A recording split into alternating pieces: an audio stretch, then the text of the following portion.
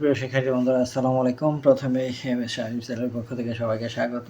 আজ পঞ্চম শ্রেণীর বেসিক গ্রামার বইয়ের 24 এবং 25 পৃষ্ঠার সমাধান দেওয়া হলো। আশা করি ভালো লাগবে।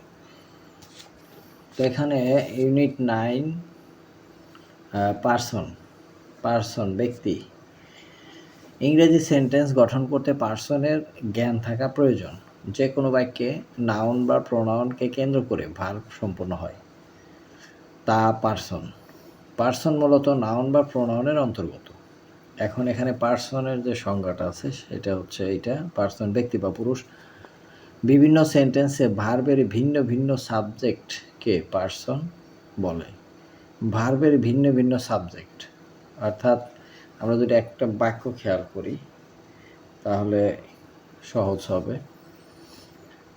যে I read in class 4, I read in class 5, এই যে একটা বাক্য লিখলাম, এটা হচ্ছে ভার্বের ভিন্ন ভিন্ন কর্তা। এখানে বলছে যে ভার্বের ভিন্ন ভিন্ন সাবজেক্ট বা কর্তাকে। এই যে ভার্বের সাবজেক্টকে এখানে আই, এই আইটা হচ্ছে পার্সন। এখন এখানে হি হইতে পারতো, শি হইতে পারতো, দে হইতে পারতো। তো এখানে আই দিছি, এই যে ভার্বের একটা রূপ আসছে কর্তা সাবজেক্ট, এইটাই হচ্ছে পার্সন। তো বিভিন্ন সেন্টেন্সে ভার্বের ভিন্ন ভিন্ন সাবজেক্টকে পার্সন বলে। ইংরেজিতে পার্সন 3 প্রকার: ফার্স্ট পার্সন, উত্তম পুরুষ; সেকেন্ড পার্সন, মধ্যম পুরুষ; আর থার্ড পার্সন হচ্ছে নাম পুরুষ। এই পার্সন হচ্ছে 3 ভাগে ভাগ করা হয়েছে। প্রথমে আমরা দেখব ফার্স্ট পার্সন কি? যে উত্তম পুরুষ বক্তা নিজ সম্পর্কে বলার জন্য যে প্রোনাউন ব্যবহার করে তাকে ফার্স্ট পার্সন বলে। এখন এই I, we, my, us, our, ETC হচ্ছে ফার্স্ট পার্সন। নিচে ফার্স্ট পার্সন এবং সিঙ্গুলার প্লুরাল দেখা হলো। তাহলে আই হলো ফার্স্ট পার্সন, আর উই হলো আমরা, second person, first person plural.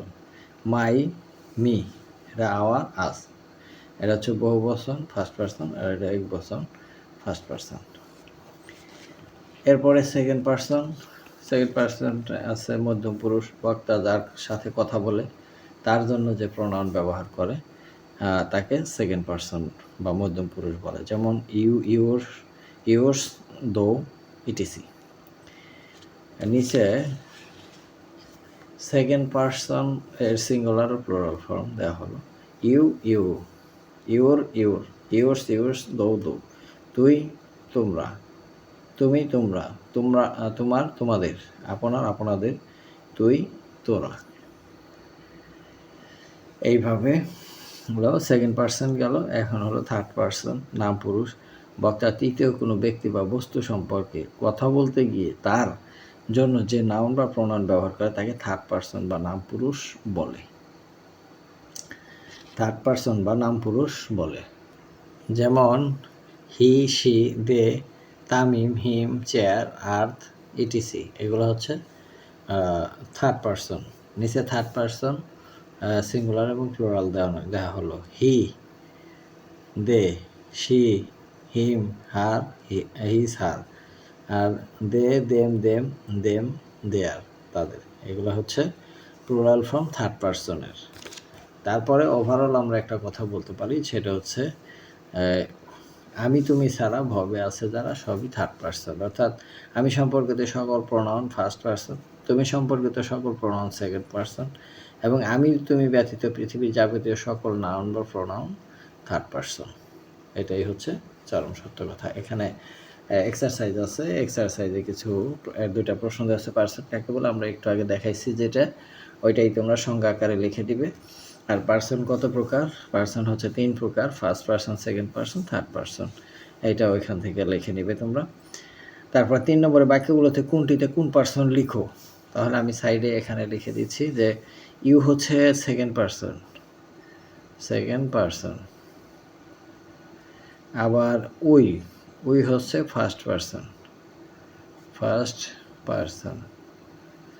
তারপরে আইও ফার্স্ট পার্সন। তারপরে হচ্ছে দে হলো third person, 3RD, third person. আর এইটা হচ্ছে রহিম, রহিমও third person, 3rd, third person. আর ইউর হচ্ছে second person, your father is a teacher, second person, আবার টিচার থার্ড পারসন। এখানে they are our friend, they are third person, third person. আবার where is your pen, your second person.